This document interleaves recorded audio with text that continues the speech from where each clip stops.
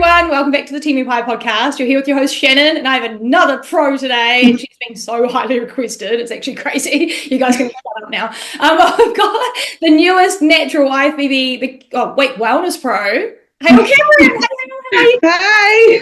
I'm so lucky to have you on because you don't do this stuff, so I'm so grateful. Thank you so much. No worries. Thank you for asking me because this is definitely new, so it'll be fun. We'll give it a go. Great. And I had your bestie, or like one of your besties, Lily, on last week after she got her pro card, and we're chatting about you a little bit, but we're actually going to start off because I want to ask about why, like so many people call you the wrong name, even Fawad. Calling me out and I'm like, Fawad, we should be getting this right. But you don't even correct anyone because you're just such a sweetheart. But your name is Hayle, correct? Can we just tell us? Yes, it is Hayle. It is spelt funny, but it is Hayle. And to be fair, I get called Hayley all the time, and I'm just like, yeah, what? That's me. That must be me. Yeah. Honestly, so many people do it, and I'm just past the point of like, oh, yeah, it's all right. That can be my second personality. It's fine. Just roll with it. I love it, babe. Yeah. They'll get it right on the pro stage because they'll check it.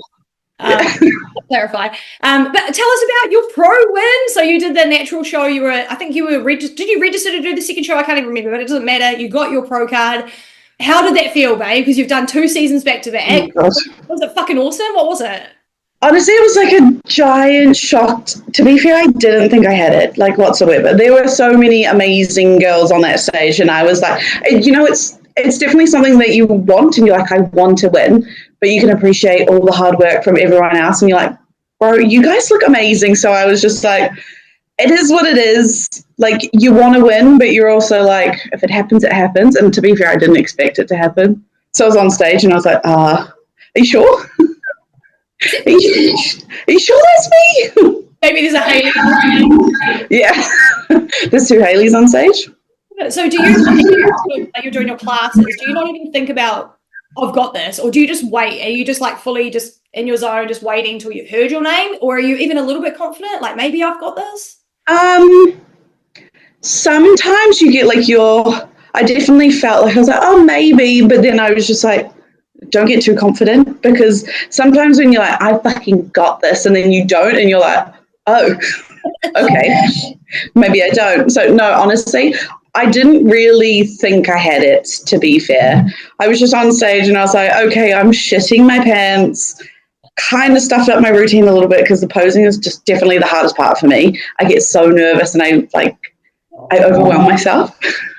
And then I'm like, oh my God, don't muck up. But yeah, so I didn't think I had it at all, to be fair. Yeah, I was, especially when they put us in the overalls and I was next to Jane, and she has an incredible physique. And I'm like, oh my gosh, okay. I'm shitting my pants now. So yeah, to be fair, I didn't really have any idea. Yeah, and you'd never competed against Jane. She did bikini, but you probably wouldn't have even seen her because she's in Class D bikini. But like, so were you surprised when she rocked up? And did you see her physique? And you're probably like, maybe she's a little smaller because she needs to grow for wellness. But were you kind of like, who the fuck is this chick? Like, what? Honestly, when I saw her, I was like, she's a bikini girl. And then I had a moment of like, oh my gosh, like, didn't expect it.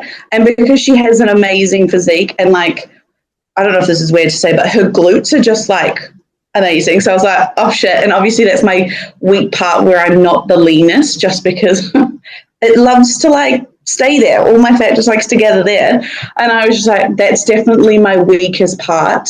And she has an amazing physique. And I was like, oh shit, like, my work is definitely cut out for me. But it's good because you want it to be competitive. You want to earn something that's like, it's difficult to earn, not just like, okay, cool. Yeah, you know?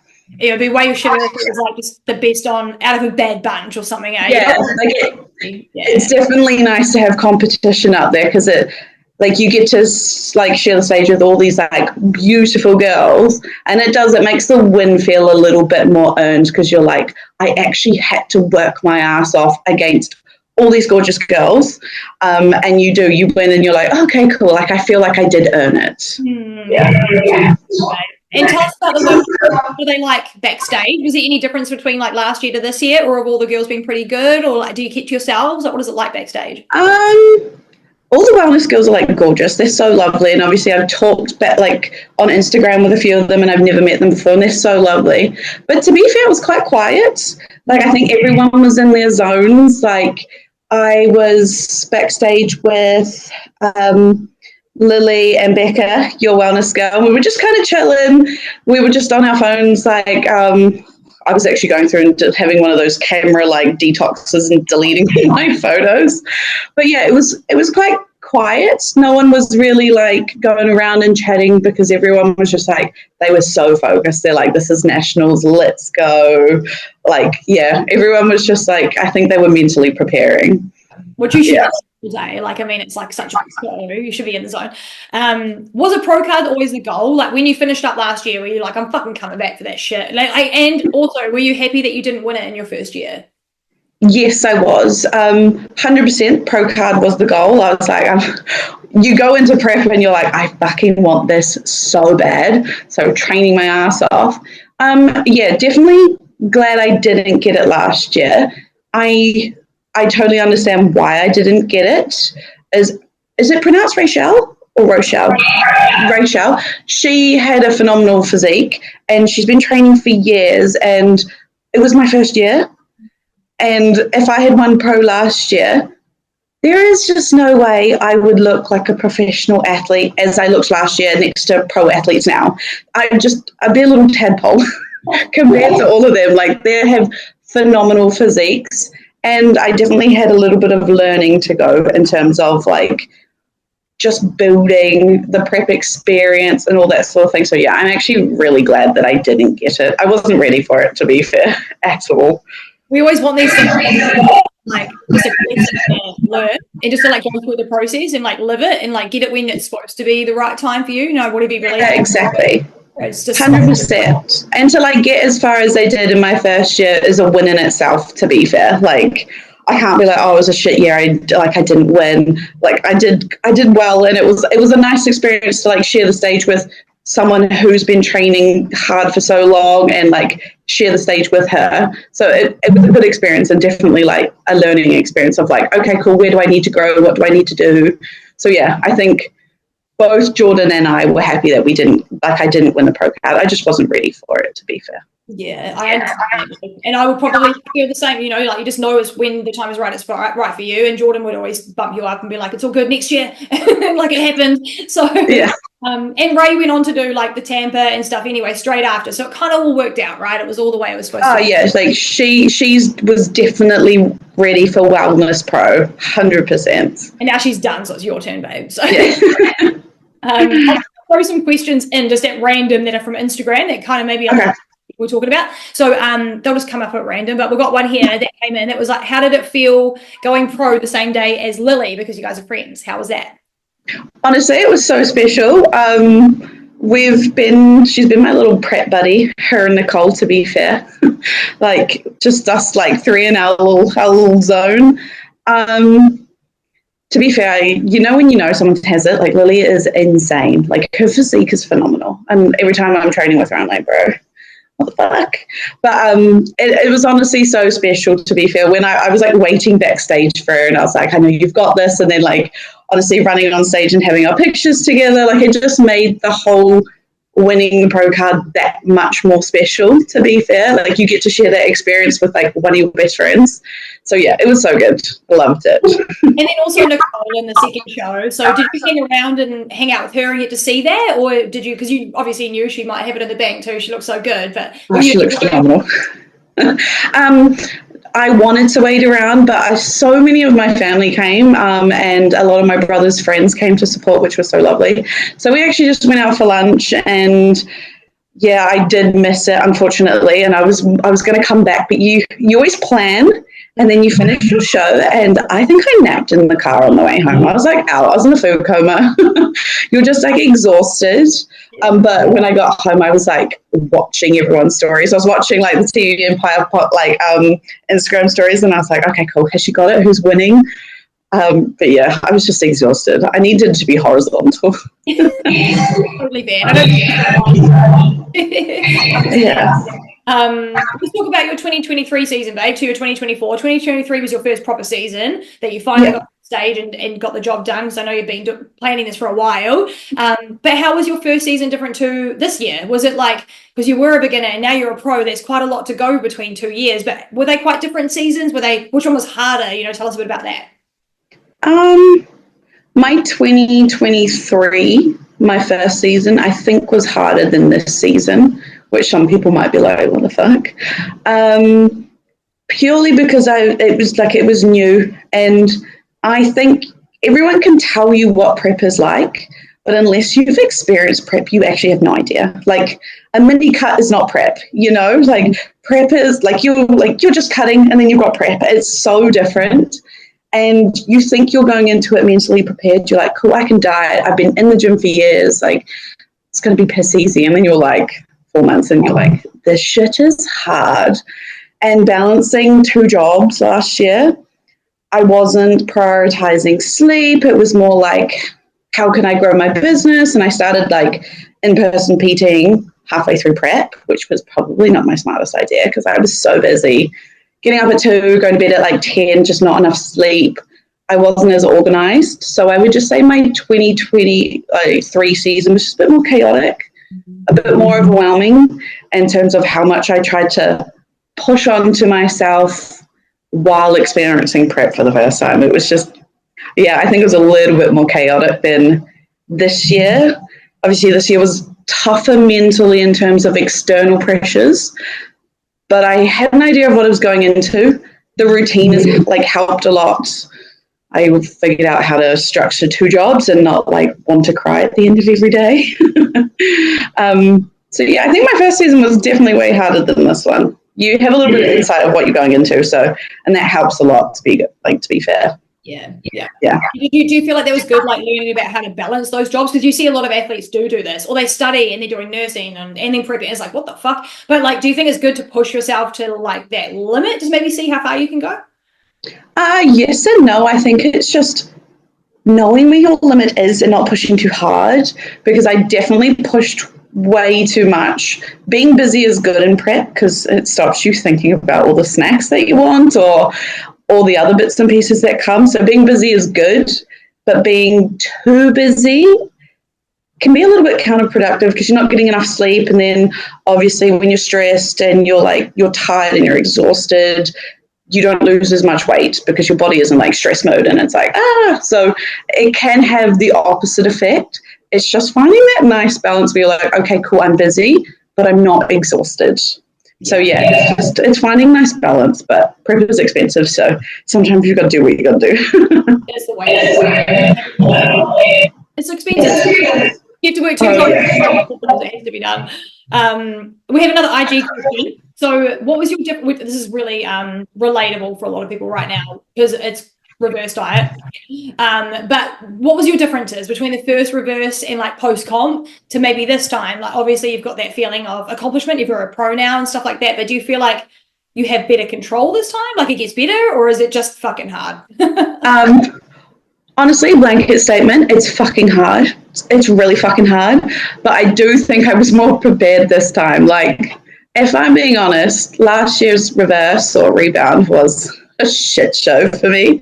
I love snacks. Sweet treats are my favorite thing on the entire planet. I wish I was a savory girl. It'd make my life so much easier. But so last year I gained a lot of weight very quickly post-show. I think that was just falling into the trap of how many things can I collect that I can eat post-show. They were in the house and I was like, this was a terrible idea. And experiencing the post-show hunger for the first time, it's irrational. You're full, your stomach hurts, you don't feel good, but you're like, I must keep eating. It's going to go somewhere. One day the treats are just going to be gone.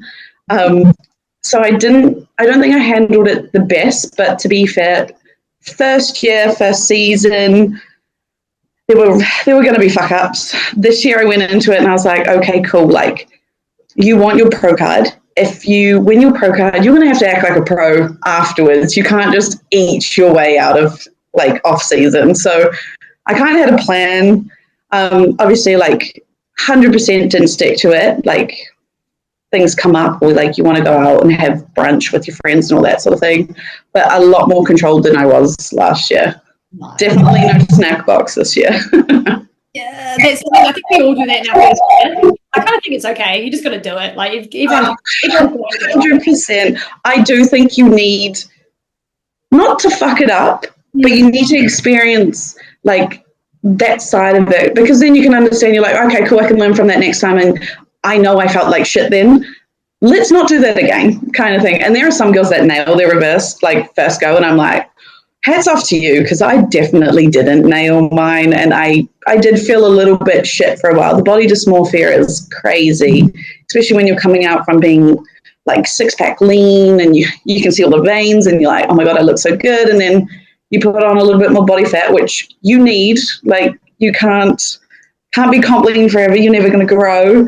But like coming out of that phase, it's hard, because you almost don't feel yourself in your body, and trying to readjust to your hormones and everything like that is like, it's just a new experience. So I think you do need to experience the first post-show like fuck ups.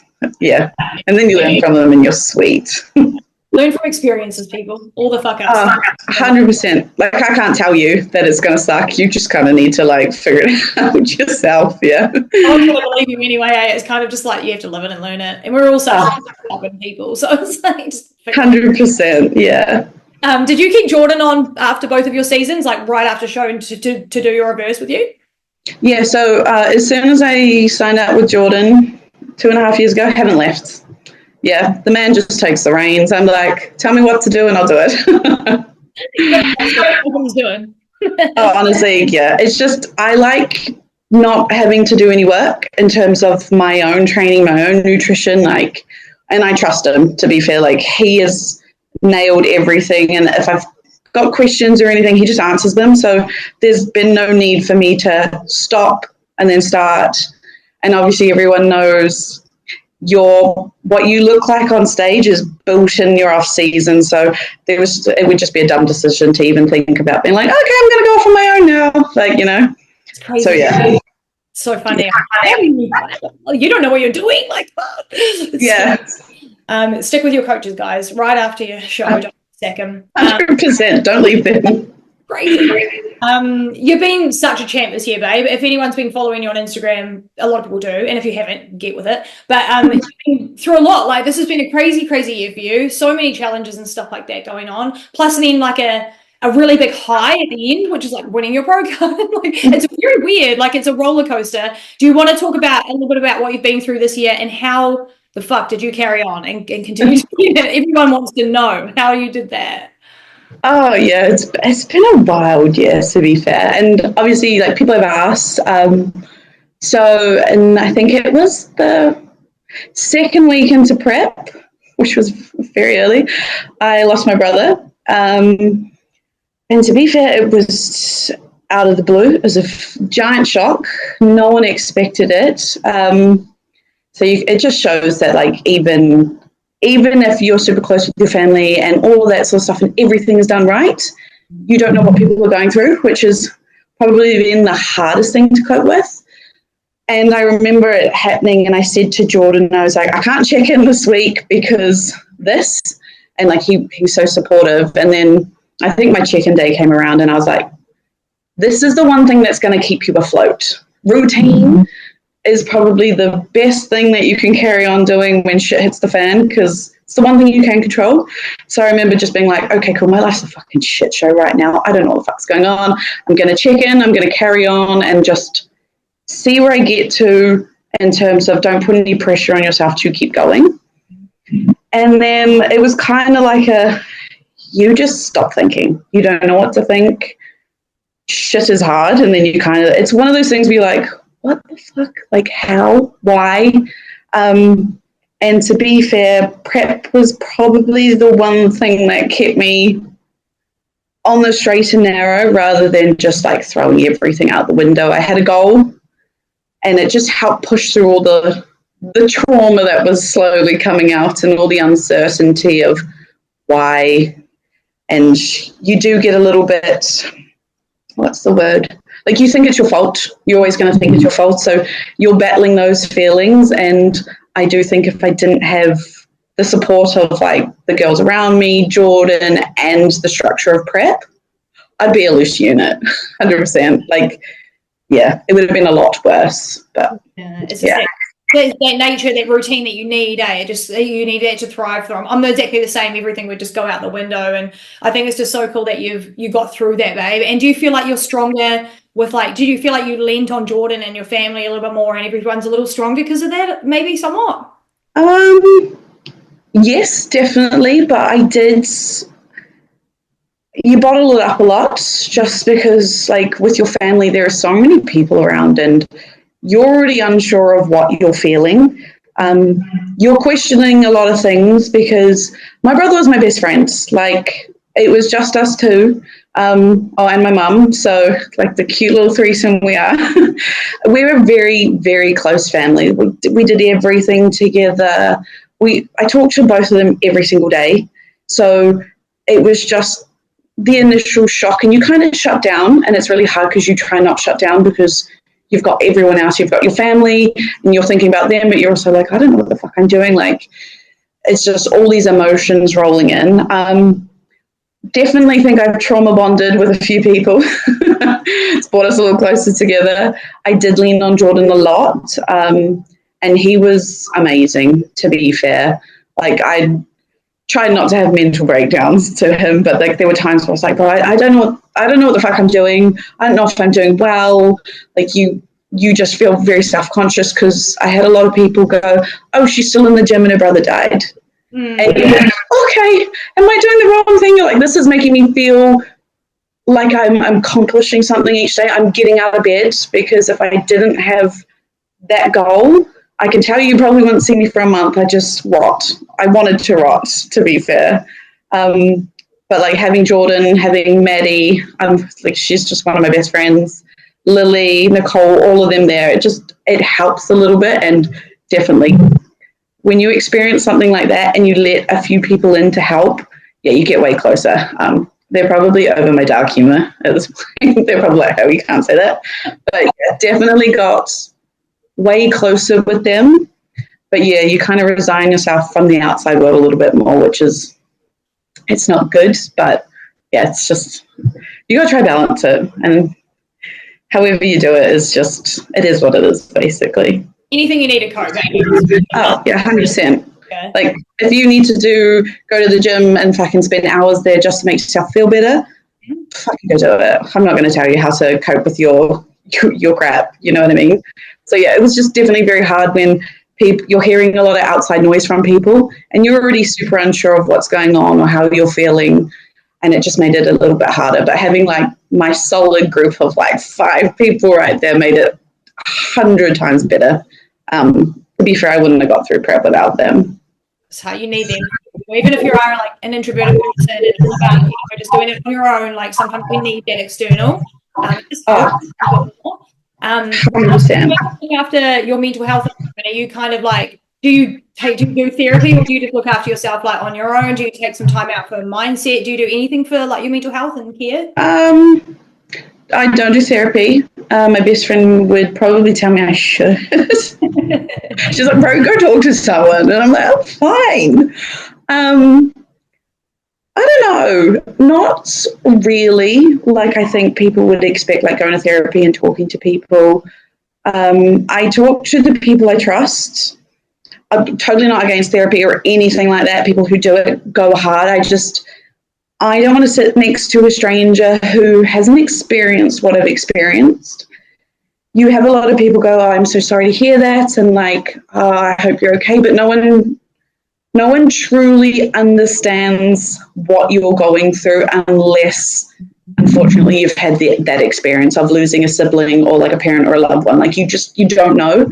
So I haven't really talked to anyone. I've talked to like the few people that are closest to me, and honestly, the best thing you can ever say is just like, that's fucked. I don't even know what to say. Like, just be fucking honest with me, you know, don't sugarcoat it. And the people I have around me are those people. They're honest. They're not going to be like, oh, it's okay, like, go talk to someone. They're just like, okay, deload. Yeah. Have a rant. like, tell me what you need to tell me. And that's probably been the best thing for me mentally. And then rage lifting in the gym. I take a lot of aggression out in the gym. It's like my happy place. So it'd probably be just talking to those that I'm closest to in the gym has been the biggest thing for me. So nothing new. It's just I've got a little bit more added trauma to like pile on them. But yeah, nothing crazy, to be fair, just taking it as it comes. Yeah, nice. It's one of those things that you don't know what the fuck to do, to be fair. There's no plan, isn't there? There's no guide to how you get through grief or like, different types of grief. It's just like, how the fuck do you navigate that? No one tells you, and it's just like when you put up your story and that I nearly lost my brother a couple of times to suicide back like 5 to 10 years ago. He was in a really bad place. We nearly lost him a few times, and I was living in Aussie. And I just felt so bad for living over there. And I was like, I'm just, and we grew up with a bit of a fucked upbringing from my dad. So I kind of like, we should be in the same boat, like we should be together. Ended up coming home, and now he's okay, which is great. And his mental health has improved. But it's just like, I've felt that feeling of like, I could have lost him. Like, and it's just like, we could have been in the same boat. Do you hold everybody that you love a little bit closer now to some degree? Like, and all that 100%. And it does open you up a little bit to like, you have no fucking idea what anyone's going through. So yeah, my brother and I don't have the best relationship with our father, but my mum is like a top tier human being. Like, I could not do life without her. She's just literally like my best friend. So we were very close, and it wasn't one of those things where we saw it coming. You would have never seen it coming, which makes it so much harder to come to terms with, because it's like a shock to the system. One day you're chatting and he's laughing about how he got stuck in a tractor and all that type of shit. And then the next you're like, oh, fuck, like this person isn't here anymore. And it does make you a little bit more aware of the things you say, because everyone has those moments where they're fucking ranting and they can say the wrong thing, and it does make you take a step back and go, okay, cool, you don't know what this person's going through. Just take it easy. Like, don't be an asshole. Just be a little bit more aware of your surroundings. So it has, like, it's given a little bit clearer picture on that sort of stuff. And I talk to my mum every day. I did before, I do now. But yeah, you hold everyone a little bit closer, because you're like, you don't know. Like, and we didn't know, and then 1 minute they're there, the next you're like, I can't talk to you anymore. So, and it's a shock. So yeah, all your friends are like, can you stop being a leech? And I'm like, no, yeah. We'll go back into bodybuilding, of course, but we needed to talk about this because it's such a big part of your year, and it'll shape you as a person and all of that, and it's just a big thing. Like, it's the biggest thing, bigger than everything, So I wanted to touch on it and just like chat about it. And the last thing we'll talk about it, I just want to ask, are you okay? Like, are you doing okay? Is your mum okay? Are you guys doing all right? Move on. If you want my honest answer, yes and no. Being post-show, post-prep and everything like that, you've got a little bit more space in your head to think about all those things, which makes it like each day is different. You go about your day and you're like, cool, today's a good day. And then sometimes you feel guilty because you did have a good day. And you're like, it's not like you forgot about it. You continue living, and sometimes it feels shit when you just carry on, because you're like, you don't want to forget about that person, or you're like, oh, I had this moment of just like life was okay, and then you realize, oh, no, it's not. I would think overall I'm doing, mentally I'm okay. You have shit days where you don't even see it coming. Like, I can go to work and it's like, I'm like, cool, today's a good day, and then I'm in my car on my break and I'm bawling my eyes out, and you're just like, bro, I miss him so much. And you just got to take them as they come, and you're like, today's a shit day, I'm leaving work. I don't care if my boss gets mad. I'm sorry, I'm out. And to be fair, they're really, really good with everything like that. But yeah, it's just taking it as it comes. I wouldn't say mentally I'm in a bad place. Mentally I'm in a good place. It's just navigating the bad days, to be fair. You take each day as it comes, and some are better than others. Family, same thing. You go through phases, you can't look at pictures or or you're looking at all the pictures just to hear them laugh and that sort of stuff and just hear their voices again. So yeah, it's gonna be a rough year, I think, in terms of all the firsts, the first Christmas, the birthdays, all that sort of thing. But it helps you focus on your goals, because you're like, okay, cool, life is short, and it's like, don't take shit for granted, appreciate everyone you've got around you, all your friends, everything like that, family. So yeah, it's just taking it as it comes. And to be fair, I think I could be doing a lot worse. So I'm calling that a win for now. It's a W, baby.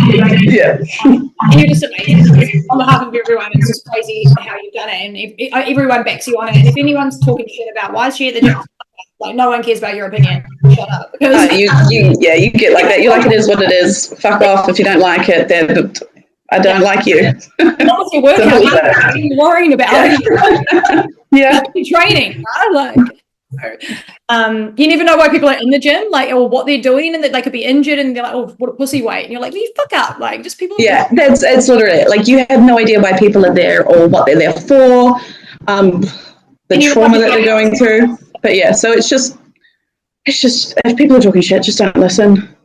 They're idiots anyway if they're talking shit, to be fair. You can be friends with them.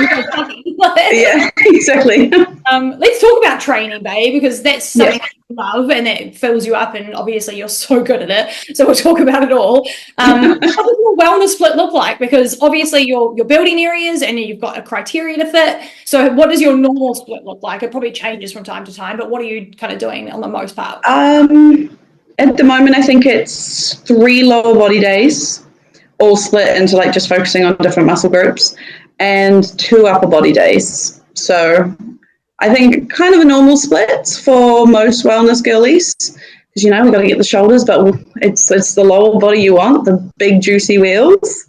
But yeah, so it's just split between 3 lower body and 2 upper at the moment. Nice. And what are you doing? Are you just doing shoulders, back and shoulders? So it's basically split into like a push and pull. So mostly just I'll do shoulders one day and back another day, and then there'll be a few of both on both days. It's just more of a shoulders focus with a little bit of back, and then back with a little bit of shoulders, you know.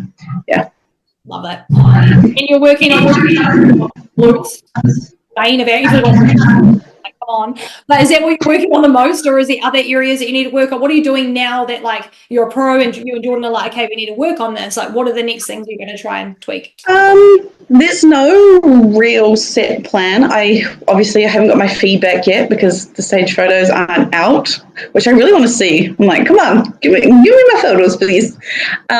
So it'd be interesting to see what my feedback is. I do think, just based off seeing pictures, that it is my glutes. My glutes need to be leaner. It's always the glutes. It's perfect for like thick girl off season, because you're like, oh, cute fat ass. But like prep, you're like, no, come off faster, please. So I do think it would just be leaner all round, and definitely leaner through my glutes.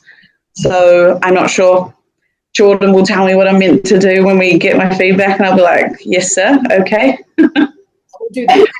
When did you start training? You look like you've got the physique of someone who's trained forever. Like, so when did you actually get into the gym, and what got you into the gym to start with? I've been in the gym since I was maybe 14, 15.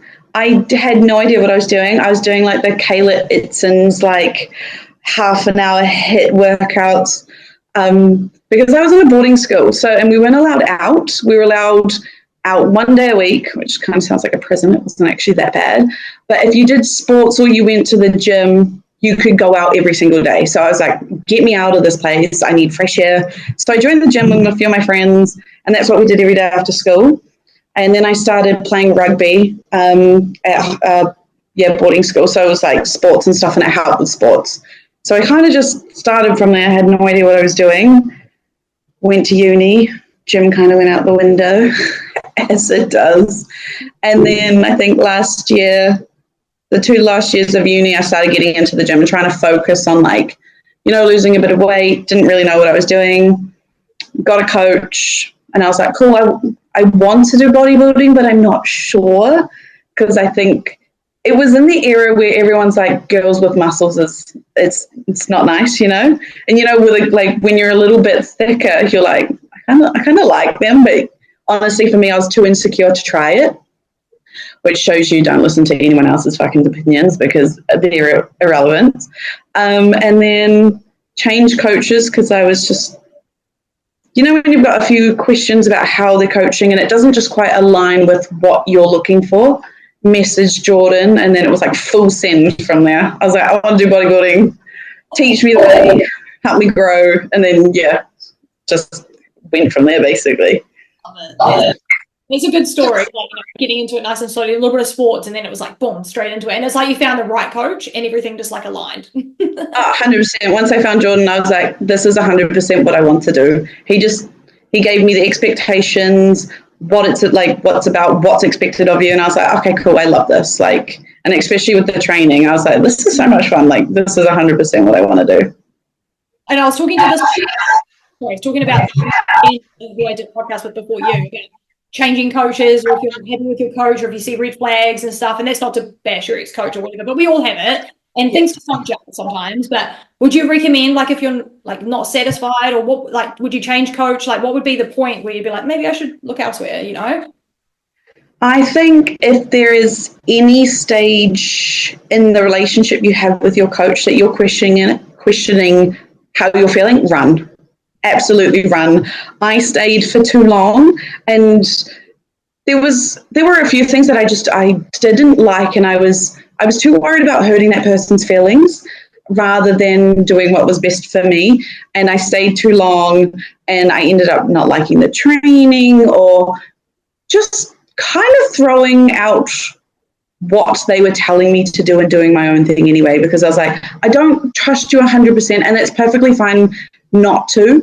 And if you get to a point where you're like, this isn't for me anymore, I honestly reckon change your coach. You can do research.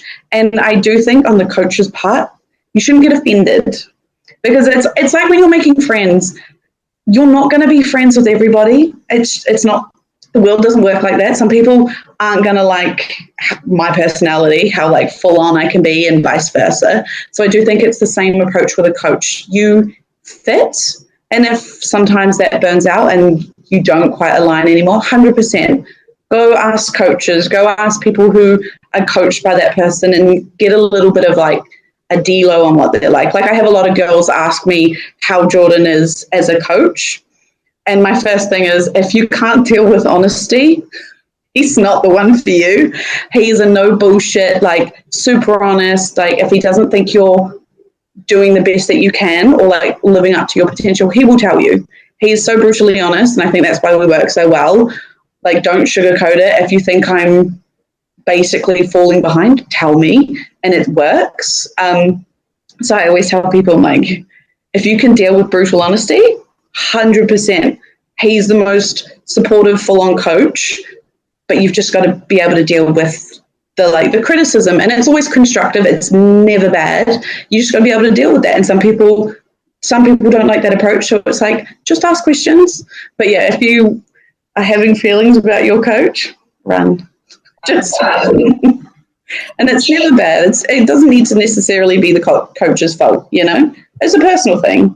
It's like a relationship. And I also feel like breaking out with a coach can be harder than breaking out with a boyfriend.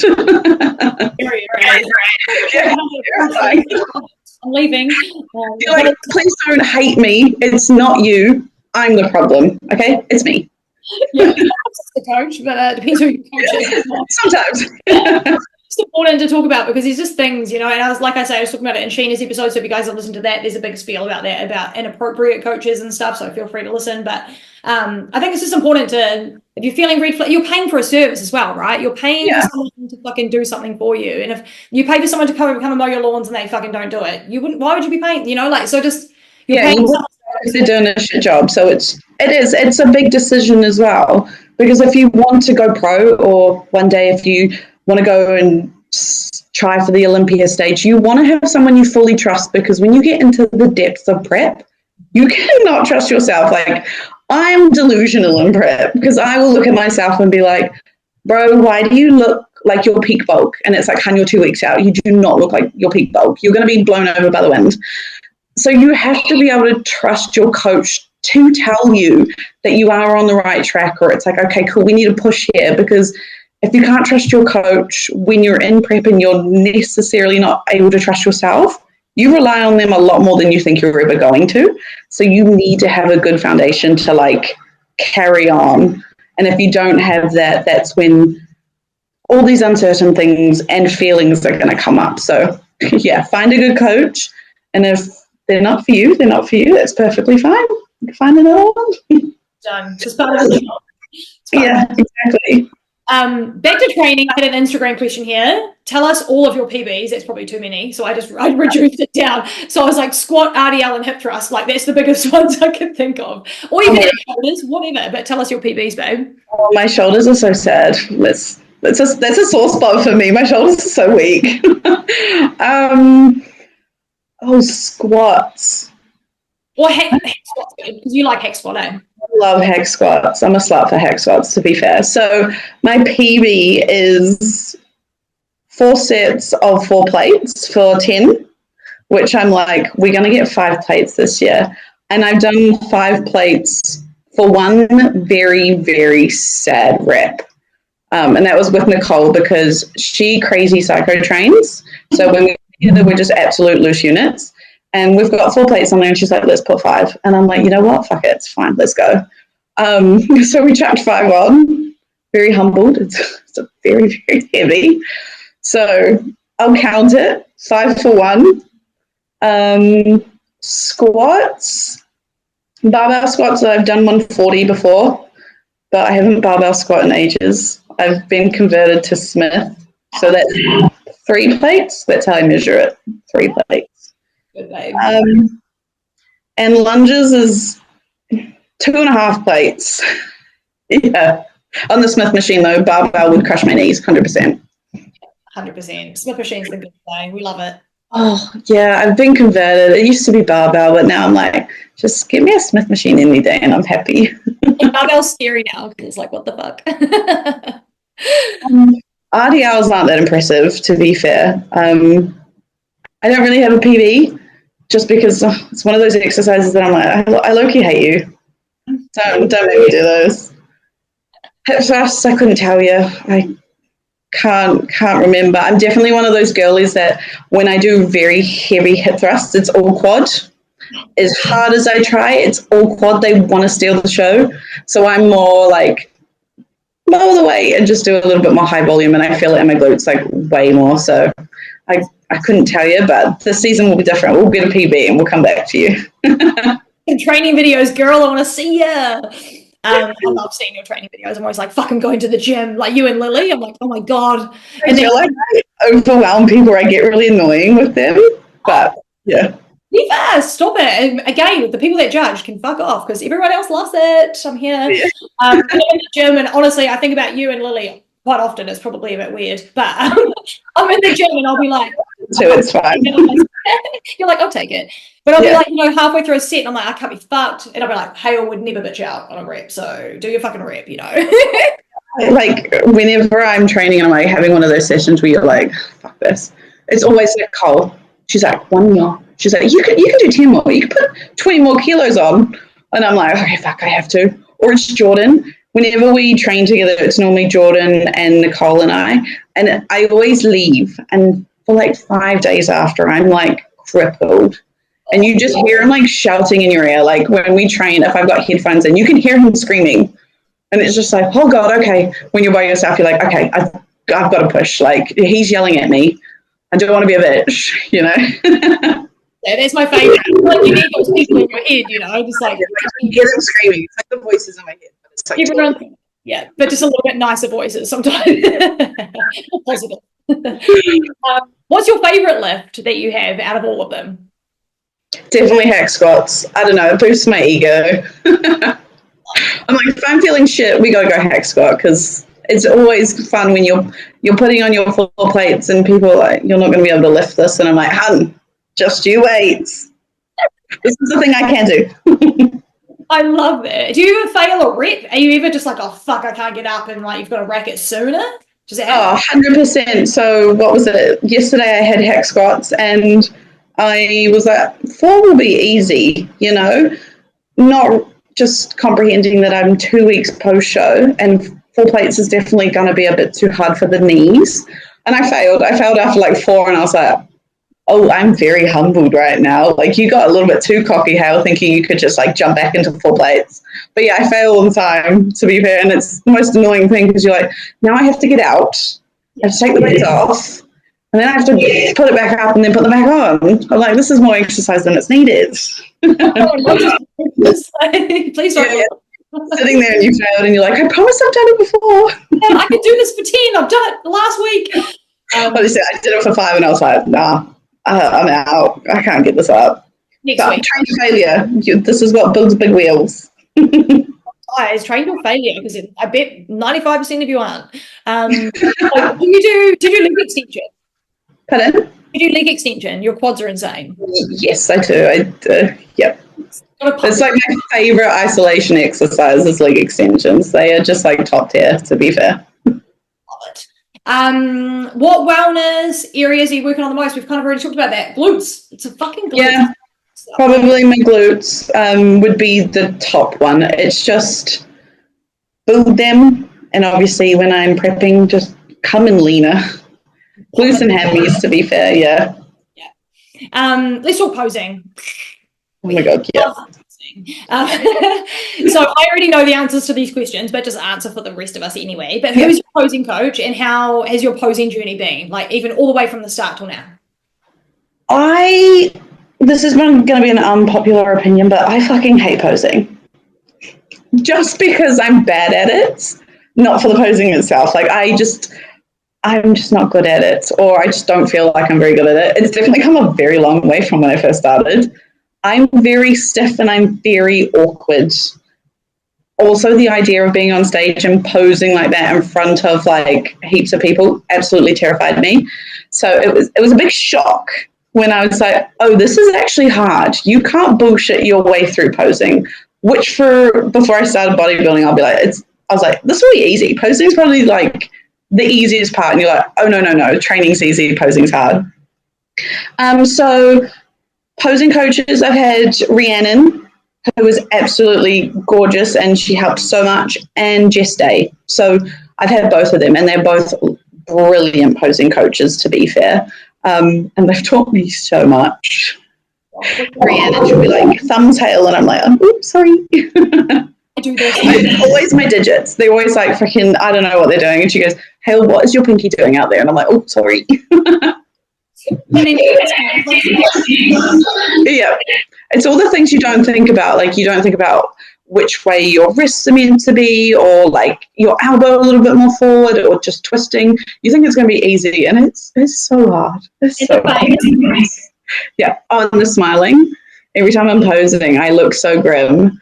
And like both Jess and Rhiannon were like, Hayle, smile. And I'm like, I'm concentrating too hard, I can't. Do one thing. Literally, I'm like, baby steps, please. Don't overwhelm me. Leave my face so we can fix it. Yeah. How often do you practice? Do you chuck your heels on often? Like how often will you practice in a prep? Probably more than I should have practiced more, if I'm being completely honest with you. At the start of prep, yeah. We'll learn from that one. At the start of prep, maybe once a week, every 2 weeks, I just couldn't bring myself to pose. And I think that's purely based on the fact that when you're peak bulk off season, you're a little uncomfy. Obviously, as a shorter girl, when I put on weight, you can tell. I'm like, oh, you're looking hefty. And that was just a body image thing, to be fair. Like posing in your off season is uncomfortable. You have to kind of make everything look a little bit more dramatic just to hit your poses and look like you're in your actual pose. So I didn't do it as often as I should. But then I was like, okay, cool, you've got to get your shit together. Like you want a pro card, you can't just train your way into a pro card. You have to be able to pose your way into a pro card as well. So I think I got my shit together and I was doing it 3-4 times a week. Even a little bit more, even if it was just 10 minutes, I chuck my heels on and I'm just like, okay, cool, practice your solid poses. But yeah, so I got it together at the end. But yeah, at the end of prep, I was practicing every day. You know, just trying to get a little bit more confident because I'm very introverted and I don't like being the center of attention, which is wild considering you're standing on a stage in a bikini where everyone is like kind of objectifying you. So I had to practice. I was like, you've got to build some form of confidence, to be fair. And then what was it? Just honestly hanging around and training with Nicole helped so much. She's one of the most confident people I've ever met. And just having girls like that, especially Lily as well, she's also super confident and I love it. It's having those girls around you, it helps a lot. Like definitely the girls that you're training with and like you're doing those bits and pieces with, it helped me so much because I've just, you know, when you talk yourself out of things and you're like, oh, I'm not good at it, and that sort of stuff. I do it a lot and I know I shouldn't. But having those girls around me and they're like, just own your shit, it's fine. It definitely like helped build my confidence a little bit more with my posing. I love that. To be around people, which we like. So Instagram question. Are you, I don't know, I think I know the answer, but are you excited about learning a whole new long posing routine? No. If I'm honest, no, I'm not. I am shitting my pants because like our posing routines are they're so short and it's kind of very straightforward. You run through. I've seen pro like posing routines and I'm like, holy shit, that's going to be me. And I'm going to have to practice way more than I'm practicing now. So I'm not excited for it, if I'm honest. Kind of a little nervous for it. But I think with where I started my posing this season it's a little bit of a wake-up call being like, you need to practice in your off-season so much. I didn't practice much in the off-season last year, which is a lesson in itself. But yeah, so she'll be practicing from the start. You're ready. And you've got to walk to the back in your pro posing routine. Like you've got to do the whole fucking, it's crazy. I know, it's insane. And the backwards walk is so hard. I don't know if it's just my brain and my feet don't like coordinate themselves, but it's just not for me. So I'm going to need to practice so much for that one. It's the hardest one, the back walk, man. Absolutely. Yeah. You'll be sweet. You've got plenty of time. You'll be good. Yeah. We've already kind of talked about him, but we're going to talk about him again because we love him. But let's talk about Jordan because I'm a big fan of Jordan. He's so cool. He's been on the pod a couple of times. Going to get him on again soon. But how has your journey been with him? Do you feel like it's evolved over the time? Do you feel like you've grown as a person with him? Do you feel like he's been more of a mentor as well as a coach, or is he just like a good hard coach? Like, just tell us a bit about that part of the journey. Definitely grown a lot. When I first started, he was like straightforward coach, like do this, do that, all of that sort of stuff. But he's just a typical meathead, which I love, you know, very straightforward, like loves the gym, all that sort of thing. And I think over time, and I think if you have a good relationship with your coach, it becomes more like a mentor. That like you realize that your coach has got so much information to offer. And if you really want to learn, then they're not just going to just be strict coach, you know, they are going to become a mentor. And he's a huge support person. Like we check in every week. He asks me how I'm going, you know, and like shit that's happened. And like obviously losing my brother, like you've got to tell them about that sort of stuff. If you want your prep to go well, they need to know those things. So, and I do think like with his previous experience with just shit hitting the fan in life, obviously losing his mum and me losing my brother, we trauma bonded a little bit. Obviously they're very different things, but you can offer support in different ways. Like him just being there and being like, hey, if you need anything, if you need to talk to someone, if you need to rant or have a big fat fucking cry, like he's like, fucking just message me, you know? So definitely grown in that type of way, which is, I don't think I would have got through prep without it, to be fair. So huge fan of Jordan. He obviously got me to where I am, winning a pro card. So I can't be mad about that, to be fair. But I would recommend him as a coach to anyone, to be fair. Anyone who asks, I'm like, yes, go to Jordan. You need your shit sorted out. Go to Jordan. You want big wheels, go to Jordan. Just don't be a bitch and go to Jordan. Because you will get crushed. But he will tell you to do double drop sets, and you will think about hiring a different coach. But no, he's honestly, like, we just work really well together. Like, his coaching style, I prefer it. It's just worked really well. I do as I'm told.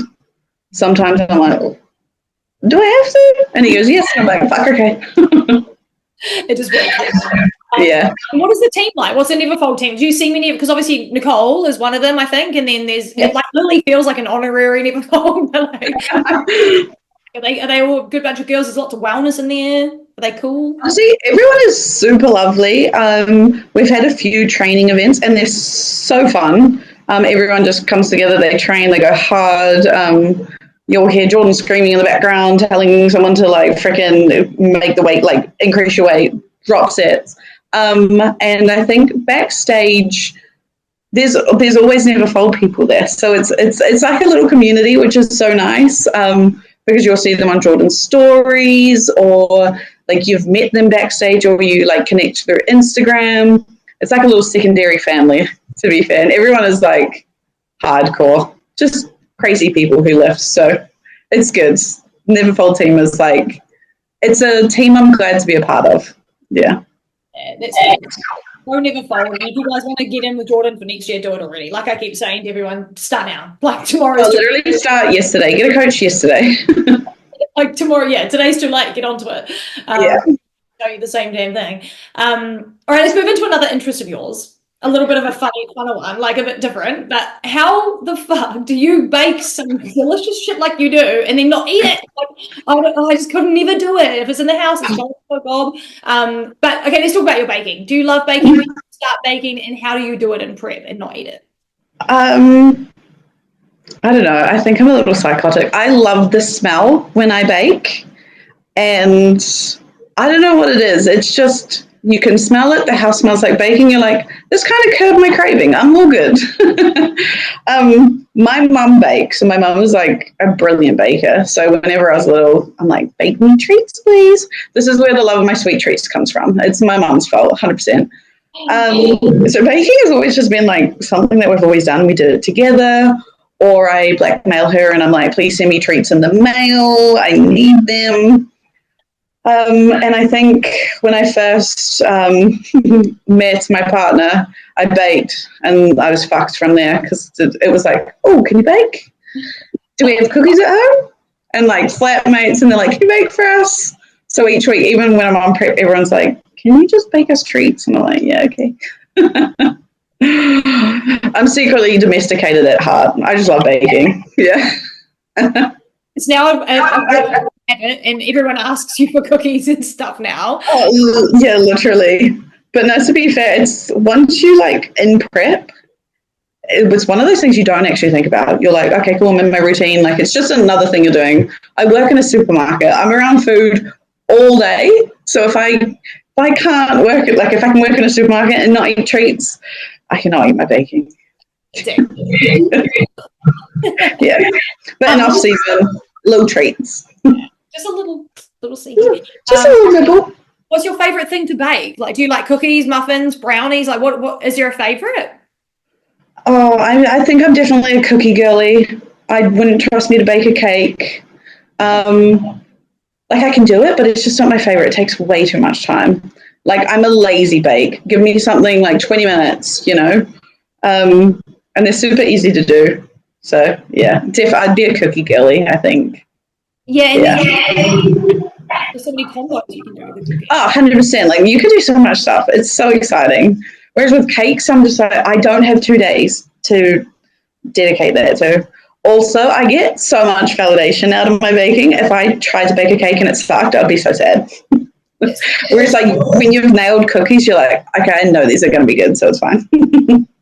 Nice, Faye. I think you do, but do you sell your baking? And how do people buy it if you do?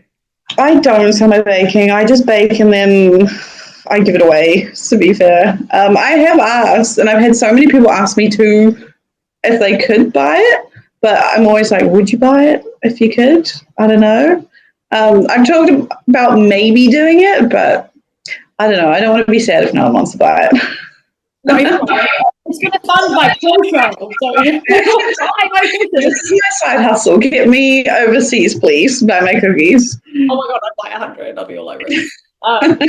I love it. Speaking of these kinds of foods, but what is your favorite post-show food, and what did you eat when you got your pro card? My favorite post-show is sushi. I love Japanese and a fat cookie on the side, but I love sushi so much. Oh my gosh. It's like the one cheap meal or like the refeed that I was like, can I please have sushi? What did I have post-show? I had some of Lily's baking as soon as I got in the car, and it was fucking phenomenal. I had like a moment of silence when I was eating it. I was like, this is so good. Like, I need more. But I went out with my family we went to something social after my show in the mall. Just because, you know, when you're with family and everyone's got like different tastes and you're like, oh, we've got to keep this very broad so people can just like have a burger or whatever. But my like proper post-show eat was with Maddie, and we went to Reburger and we had a burger coma, and it was fucking elite. What do you like? Are you like a raw, make it healthy kind of girl, or do you like all the shit, the tempura, all of the stuff? I don't know if I'm going to get in trouble for saying this, but I'm definitely like a classic white girly sushi person. I love chicken sushi, but to be fair, I branched out and I tried like raw salmon sushi the other day and I loved it. So I'm like, okay, cool, I'm sold. I'm all about it. There's protein. Oh, you love protein. Come on. Oh, yeah, 100%. Yeah. All right, let's talk about something a little different outside of bodybuilding and food. Well, kind of. But what do you do for work? You've kind of already alluded to this. And what are your like career goals, like long term, like in 10 years? What do you see yourself kind of doing?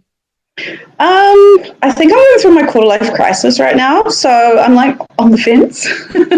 So for work, I'm obviously an online coach, so I've no longer in-person PT, so I just do online, and I'm a department manager at Pack and Save. Wow. Yeah, which people are like, really?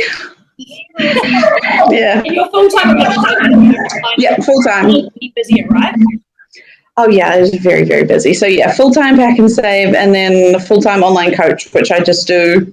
Sometimes I'm a little sneaky and I do one job while I'm at the other job. Like, let's hope my boss doesn't listen to this and, like, kick my ass. But, yeah, so I do both. I've been there, I think, like 3 years. So, yeah, manage my cute little department, and they're all the cutest little ladies ever. But so the goal was to potentially go through the program of owning my own one day. So like own a supermarket. Yeah. So it has been my goal. And now I'm on like a little bit on the fence. I'm like, I really want to do it, but I also love coaching all my online girlies. And they will get to a point where I'm going to have to pick one and fully like just go down and send it down one route. But for now, I'm happy balancing both. So we'll see. She might own a supermarket, or she might just be full-time online coach. Who knows? We'll see where you end up, babe. You're only you got plenty of time. What did a normal? I know you've kind of touched on this, but last year to this year was a little bit different. What was a normal day like in prep for you this year? Because we all know last year you were fucking butt crack of dawn all the way until dawn again, pretty much. But was it different this year? What was like a structure of a normal? I know it seems boring to you, but all of us bodybuilders love to hear the shit. So what did a normal day look like?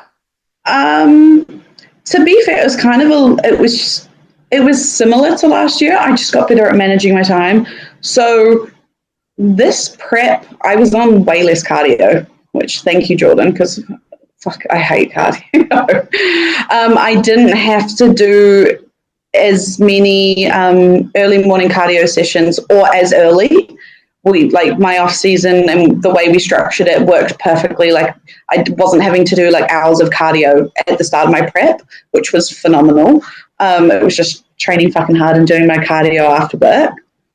But I start work at like 4:35, so I'm up pretty early anyway. And sometimes doing your faster cardio in the morning just feels good. You know, you've got the early start to the day and you're like, cool, I don't have to do it after work. So most days I get up around 3, go to work, finish at 2. So it's kind of why I love my job. You start early, you're out at 2 p.m., you've got like the whole afternoon. I would normally train, or I would PT my PT clients at Newmarket or like Mount Wellington at one of the city fits. And then I'd come home, I'd be home at like 7. So still hefty days, but I just got better at managing my like PT clients. Instead of piling them all on one day, I actually spread them out a little bit better. I was just a little bit more organized. And after like stopping in-person PT, I was done at like 2. I went and trained, home by 5, asleep by 6. I was honestly in bed way earlier this year, so I think that helped a lot. She got way more sleep, which was nice. Sleep is key, girl. Honestly, last year I was getting 4 hours sleep with my hours, getting up at sometimes 2:30, getting home at like 10, obviously like trying to cook dinner, all that shit. I was fucking exhausted. Whereas this year I was prioritizing like get at least 7 hours sleep or you're going to be a grumpy bitch. And yeah, it worked. You're less hungry. You're not craving as much like shit foods because your hormones aren't like hitting the fucking roof from exhaustion. So yeah, hot tip, prioritize sleep, 100%. And honestly, it's small things that make a big difference, and you don't realize it. Yeah, you don't know sleep. Like, oh, it's quite good. I was like this year. I was like, oh. So this is what Jordan meant when he goes, you need more sleep. I was like, maybe you should have listened. I love it. It's just part of it, isn't it? Got to learn. Let's talk about that. You're a natty girl. Yes. And I talked to Lily about this too, which was really cool. But how often, if ever, do you get sort of hit up about your natty status or questioned about it? I'd say a little bit. I've had people ask. And I'm like, thank you. It's a compliment to like that you think I'm on gear. Like I'm big enough to be on gear, but I find it a compliment. It's like it's one of those things where you're like, oh, you think I'm big? Thank you. But no, definitely not on gear. But to be fair, if you are, who gives a fuck? Like, you know, if you want to try it, go hard. Like it definitely helps if you're putting in the work. So I'm neither here or there, to be fair. But yeah. It's something you've thought about, or not even considered, but because you're now a wellness pro and you know that the wellness is wild, right? But it's achievable, of course. But is it something you're like down the line, maybe, or is it like kind of like, you know, and you don't even have to answer this if you're not comfortable to. But for me, myself, I've already put that in my head that maybe one day I will if I need I don't get there. But is it something that you're just willing to talk to Jordan about it one day, or would you rather be natty status for life, go to Ben Weeder, do naturals, that kind of thing? I'm never going to say never, to be fair. I don't want to be that girl that's like, absolutely not, I'd never try it. And then like 2 years down the line, I'm eating my fucking words and look like an idiot. So I'm never going to say never. It is one of those things where if I want to be competitive sooner, I think I would have to, if I'm being realistic. Those girls are jacked. How lean they get. Personally, I struggle with getting lean. I love holding body fat like no tomorrow. So I think if I wanted to be on the same level as the girls who are obviously taking gear, they're extremely lean, it would be something I would potentially think about, or I would need to, if I wanted to, say, compete in a year or two against girls who do take steroids and all that sort of stuff. I would like to do a natural show as a pro, like 100%. It would be nice to see how I stack up against other natural pros. I also think it's fun when you're like, cool, like I did this naturally, and 100% to the girls who take steroids and they do all that sort of stuff. It's like you still have to work fucking hard while you take it. But I do think it's not something I would rush into, you know, like I obviously got pro natural. I'd like to compete as a natural pro because it's like you worked hard and you did this naturally, like you can do it pro. It just might take me a little bit longer to build, or maybe a longer prep to get as lean, you know, because obviously steroids do help that little bit extra. But yeah, it's not something I'm going to say no to, but it would be something I would have to think very, like, I'd have to critique it, you know. I'd be like, okay, cool, this is what you're going to do. How are you going to do it? It'd be something I talk to Jordan about 100%, because there's no fucking way I'd be jumping on a cycle by myself. Like, that could go so wrong. but yeah, I wouldn't say never, but not in my plans just yet. Yeah. It's a realistic answer, babe. That's perfectly fine. And you might never do it. It's just nice to be like, oh, maybe if I wanted to, you know, go crazy and fuck it, you know, maybe 100%. Like I might not ever take gear. My mum will be in the freaking like corner being like, don't you fucking dare. But no, I won't say never. I would like to stay an Eddie athlete just because I think it would be so cool to be able to achieve like higher things and being natural. Also, I get a little scared sometimes of like side effects of like gear and how bad it can go. Like it can get bad real fast, but if you've got a coach and you're doing it safely, then shouldn't have any issues. But yeah, not in the plans anytime soon, but we'll never say never. And you do see people on YouTube that you can see them go from all the way, like Meg Sylvester, everyone watched her go from bikini to figure, and now she's boss at figure, but all the side effects you see along the way too, and it's just part of the process. She's just like, I'll take it. And it can be done naturally. Like, look at Shay. She's fucking insane. Like, every time I see her training videos, and I'm like, how are your shoulders that big? And she's natural, and she's competed pro naturally, and she looks phenomenal, and she stacks up so well against like pro athletes, and she's done this naturally. So like it's 100% doable. Like you do not need gear, but if you want to take it, you want to take it. Like simple answer. Yeah, 100%. Yeah. I love it. Do you think, like, in saying that on the natty thing, but do you think you've got like great genetics? Like, have you always had like legs, or like is that kind of part of your physique, or did they just build real quick? Like, or they not just hold like nicely? I don't know. I've always been a bottom heavy girl, 100%. My dad used to dabble a little bit in bodybuilding. My parents are both very athletic people, so I think definitely has helped. I do grow very well in my off season. I kind of catfished myself into thinking I had made no progress, and then Jordan sent me a side by side, and I was kind of like, oh fuck, like that's me. Holy shit! It's like you don't realize that you've actually made that much progress. I'd say it's a little bit of both, because I train my fucking ass off. Like I go psycho crazy in the gym, and I love it. So yeah, I would say a little bit of both, to be fair. But I would put a lot more in just train hard. Like, you know, you can build, it just might take a little bit more time. But people have they build very easily and they lose weight very easily. And obviously, like, you don't have both. So I build easy. I just don't lose, like, fat as easy. So, yeah, I'd say a bit of both. Yeah, nice.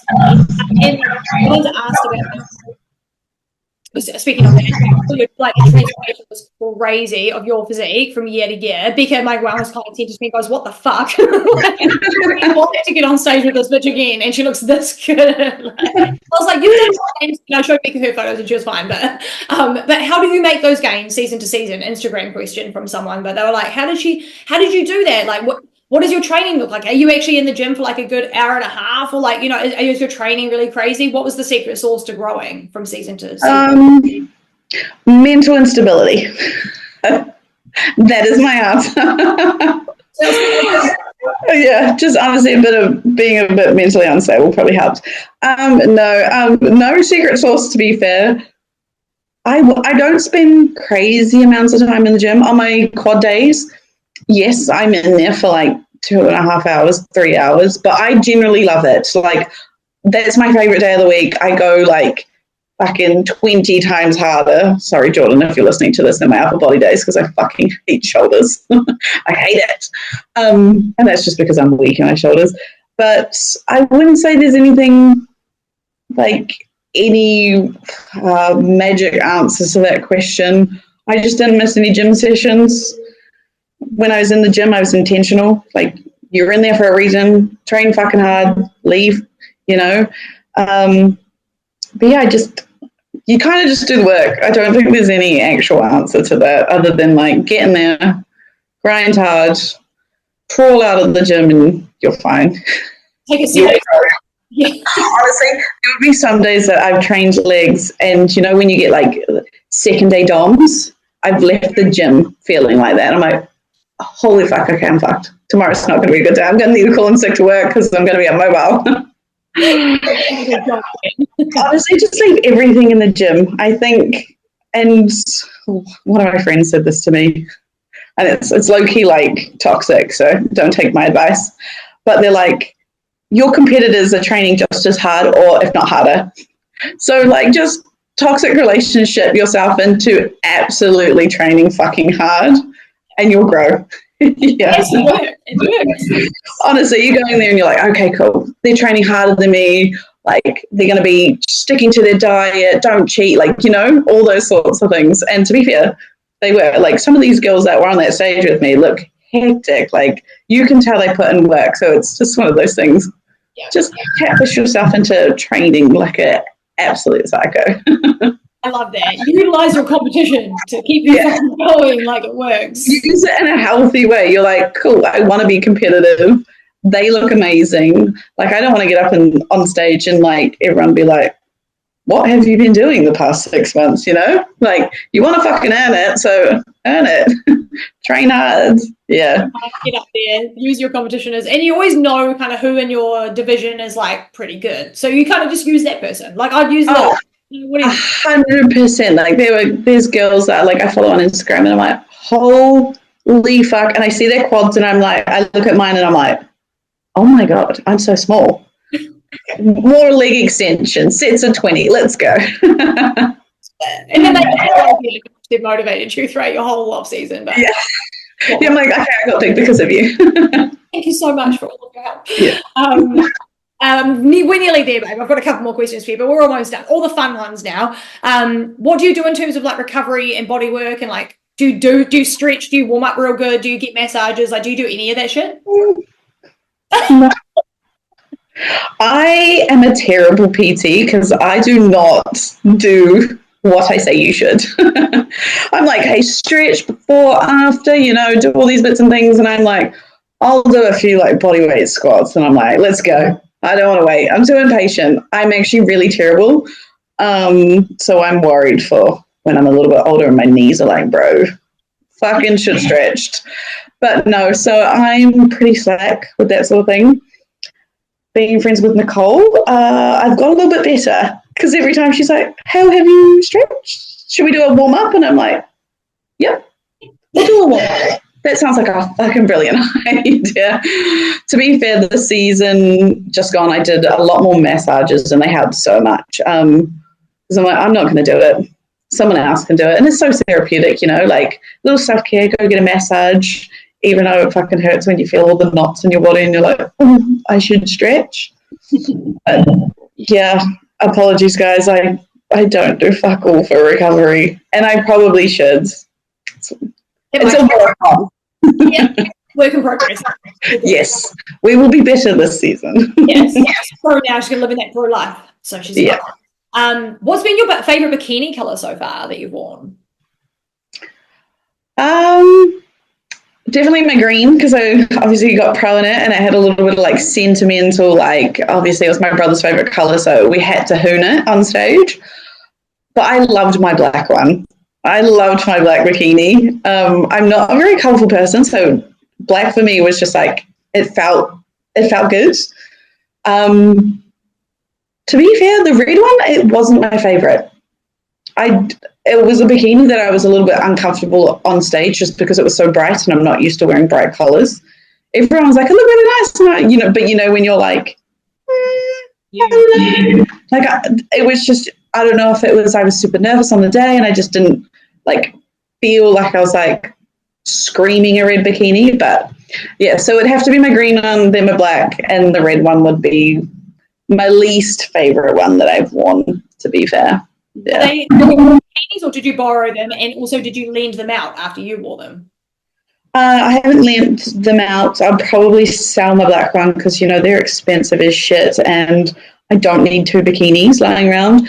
The red one I borrowed from Kathy. She was so lovely to let me borrow it because, you know, it's one of those things that I think we never talk about, and it's like you need a different bikini colour at every show when you don't, because it's, but you're like, oh, I need a new bikini.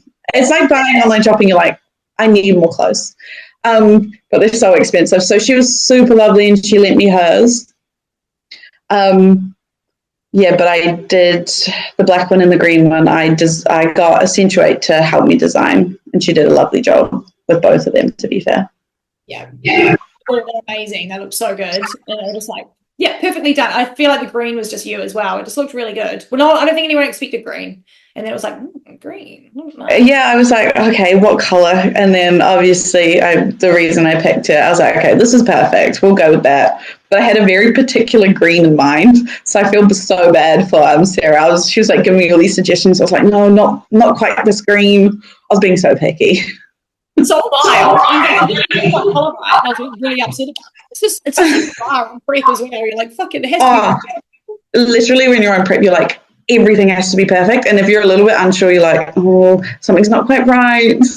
But yeah, no, she absolutely nailed it, to be fair. So yeah. Okay, so if you need Accentuate, guys, you've got to have Rachel now, and she'll do a great job as well. But I love your bikinis. All of them are amazing. What would be your ideal pro show, or like if you were like to go next year and you're going to be ready? Like, is there a pro show that you're like, I like watching that one, like Pittsburgh or New York or I don't know? Not really, actually. I don't know. So, because obviously we haven't planned anything yet, just because who knows? I've got a lot of growing to do. If I'm being realistic, a lot of growing to do. So, a pro show, we haven't picked one, or we haven't talked about any circuits or anything like that. It's fucking expensive. So, not only would I need to be physically and mentally ready, I need to be financially ready to go spend all my money overseas, because it won't be cheap. I think that's something we forget when we start prep, and we're like, oh fuck, like all these extra costs that you don't think about. So definitely have to be ready for that financially. But no, I haven't really picked a favorite or where I want to go, or like what would be exciting. To be fair, I think just going overseas and competing in a pro show is exciting. So you can put me fucking anywhere and I'll be like, whoa, let's go. I'm just happy to be here. But no, so no plans or like favorites as of yet. To be fair, I didn't think I was going to get pro this year, so I didn't really have like go ahead and start thinking about those sort of things. I was just like, just get me through prep. Hopefully they do a wellness pro more local at some stage. Like I know we don't have a lot of wellness pros in New Zealand, but Aussie's got a bunch, and like surely someone could fucking wrestle something up. Like yeah, Aussie would be easy just because it's so close and it's a bit cheaper. But I think if you're doing a pro show, you don't want to go close. You know, you want to go on a little adventure so you can have a little holiday or a little getaway afterwards. And jump up with all the big girls. You want to see how you land with the big girls straight off the bat, rather than just sitting around Australasia. You want to go over there and like really 100%. That's definitely why I need a decent off season or a few years off, because right now they would eat me alive. Humble enough to know that they 100% would just no. But yeah, when you go over, you want to be able to like stack up against them. So it's just. And you want to go against girls who are the best, you know, because it would be such a nice feeling to know that you're like, cool, I worked my ass off to get me over here and I placed. Or if I didn't place, what do I need to work on? So, yeah, 100%. It'd be nice to get in with all the girls that look fucking incredible. And the good dogs, like all the big dogs. And like, oh, yeah. I'd love that. Scary, but so exciting. Yeah, like it's supposed to be scary, though, eh? It's a big pool. Oh. If you are not shitting your pants, I don't think you've worked hard enough, in my opinion. Like, those girls out there are insane and they train crazy. So, yeah, you'd be a little crazy yourself not to be a little bit nervous. 100%, babe. Who is your favorite wellness Olympian? Definitely Fran. I love her. Her physique is fucking incredible. Like, everything is just perfect. Eyes are too, like, oh, like, they just look so fucking good. And I'm like, bro, look at your legs. Like, give me wheels like that. But yeah, there's a few other girls that I follow on Instagram and they're from overseas and they look incredible as well. But definitely Fran is the look. I think she's always going to be the look, in my opinion. There's so many like, but it's Fran. Like, she's the OG. Like, she is 100%. It's just, even like her stage presence, I'm just like, you just look perfect. I love it. Yeah, I'm Fran fan for like day one, to be fair. And she just got attitude, eh? She just looks so sassy, like you just don't want to fuck with her. I just like everything about her. I know. I also think the fact that it's like she's a mom makes it 10 times more impressive because, like, you know how hard prep is, and like I'm barely an adult at this fucking point, and she's like a whole lot family. She's got a kid, and the fact that she's so successful and she looks the way she does, and she's prepped so successfully with all of that, I'm like, I'm your biggest fucking fan. Like, holy shit. 100%. Yeah.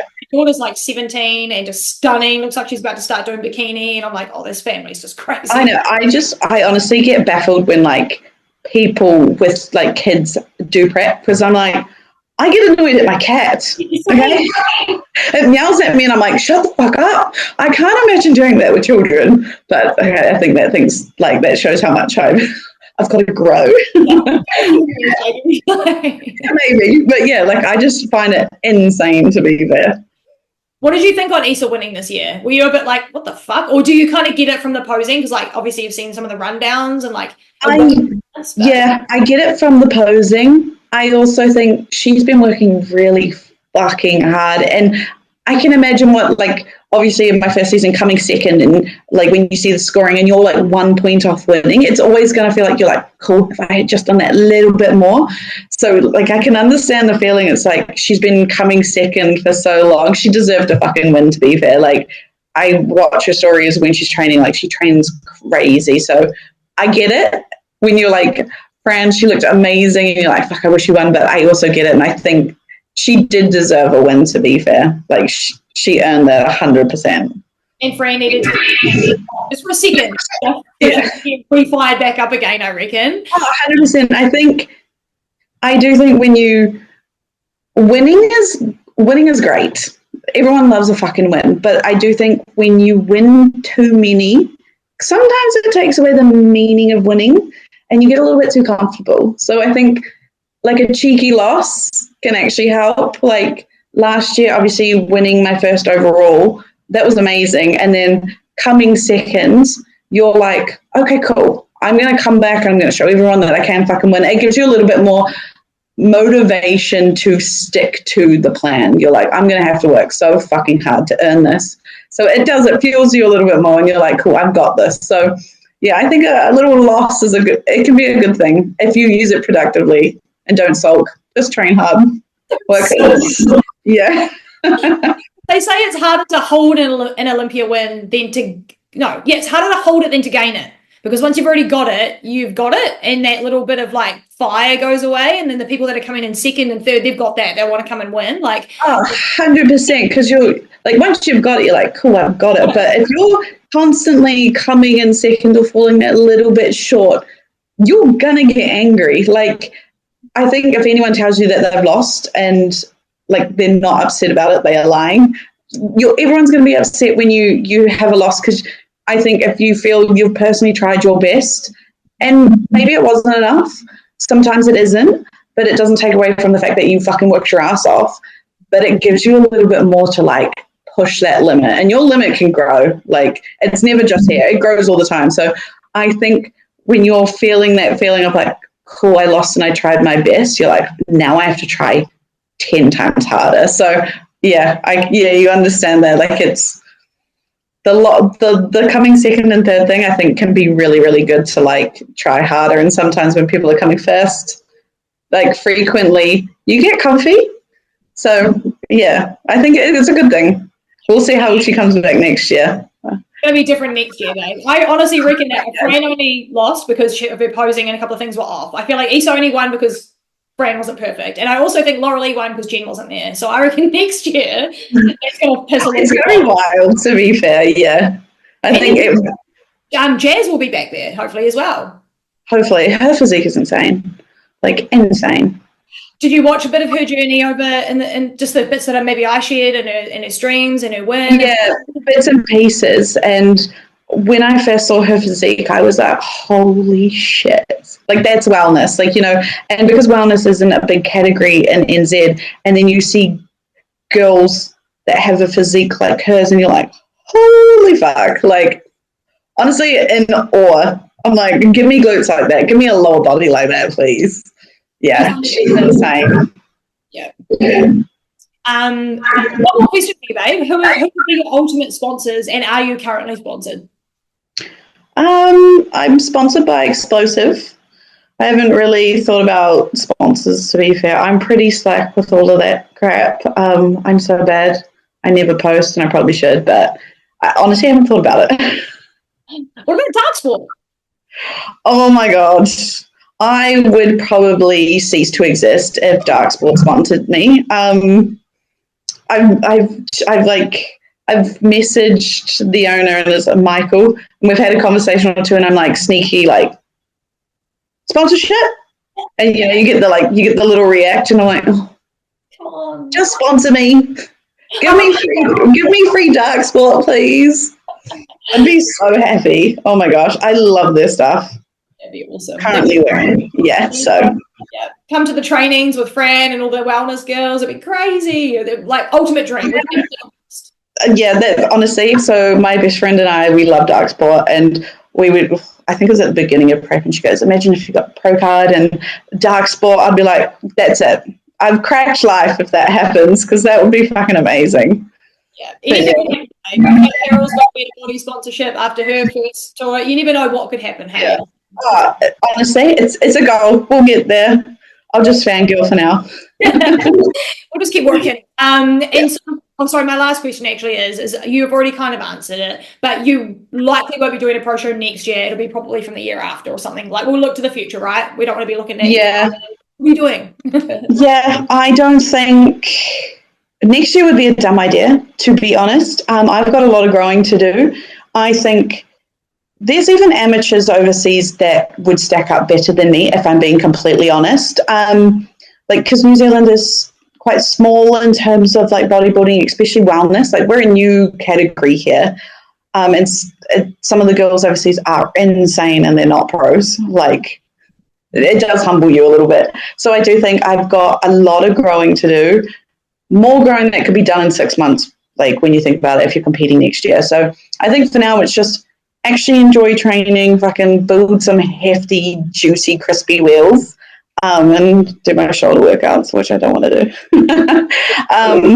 And just go from there. Like, I'm not in a rush. I don't want to rush a prep, go overseas, compete, and do shit. Like, you don't want to do that when if you just give yourself a little bit more time and just absolute grind for a year or two and then go over and actually be competitive, that'd be way more successful than rushing it. You don't need to rush the stage not going anywhere. It's still going to be there. And I want to make some noise when I actually go over. Like, that little girl from NZ, rather than just like you go over, compete, and no one knows. So, yeah. No, don't want that.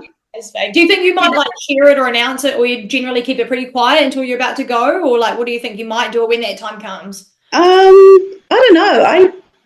I don't know if people are that interested in my bodybuilding life, to be fair. I always feel like I'm super annoying with it. Like, am I too much? Like, do you want to know these things? Do you not want to know these? I think if people generally wanted to know all the bits and pieces, I'd be 100% transparent about it. Like, yes, I'm going here. When like social media is such a big thing, and you don't want to be that person that people are like, oh, and obviously I suffer. Like, I think most people do, is like feeling insecure at times and not sure. It's one of those things that you've got to grow into. Like, I was even surprised that so many people like came up to me post show and like, oh my God, I've been following you for like ages or even years, and they're like, I'm so proud. I'm like, I didn't realize that people were that interested or like they had been following. So it's so nice to know that there's people out there that I've actually never met, and they're like, oh my God, like, I love seeing your stuff. It's like, it's so nice. So I think if people wanted to like see it or had a little bit of insight, 100%, like, I've done my sneaky prep, you don't need to do anymore. Because you're not competing against people that are here, so you can't really, it doesn't matter anymore, does it? Yeah, exactly. Because NZ is so small, and like, you see people you're competing with at the gym, and you do want to sometimes stay a bit quiet just for your own peace of mind, because you are comparing against them, you are competing against them. Whereas now I'm competing against big juicy girls overseas. We don't have that problem. But yeah, if you want to know, then I'm happy to. But yeah, just a little nervous too, in case I'm like bombarding people with shit they don't want to see. If people don't, and let me just tell you that every single, because like I say, I'm always involved in this shit, and I'm always talking about bodybuilding and everyone in the podcast and all of that, and everybody loves you, babe. They do. I've not heard one fucking bad thing about you. I've actually not even heard that, oh, she's not natty, which we all heard about Lily because she's a freak of fucking nature. But for you, it's all positive. And anytime I'd bring you up or I'd be like, who do you think's going to win wellness? Everyone would say your name. It might be Hayle, but they mean Hayle. But I would say you, and the people that didn't even know you and stuff, like the consensus in the general population of bodybuilding is people are fans of yours and they do like you, babe. So try not to be too worried about it. Everyone wants to see you. Oh, like, yeah. Honestly, it's so nice to like hear the support that people give. Like, I never thought I would be here and like have people like supporting me that I don't know, and like having people that I didn't know and now I'm like super close with all through this community. So it's so nice.